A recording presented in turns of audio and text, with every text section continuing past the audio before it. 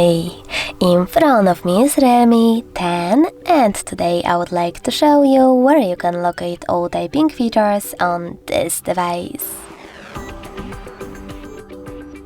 First of all, go into Settings. Now you need to scroll all the way down and choose System Settings. After that, select Keyboard and Input Method. Then tap on Keyboard and click on Text Correction. As you can see, all text correction options are over here. In order to switch on or off one of them, just tap on the switcher next to the chosen one. Thanks so much for watching. If you enjoyed this video, smash that like button, comment and subscribe. Bye!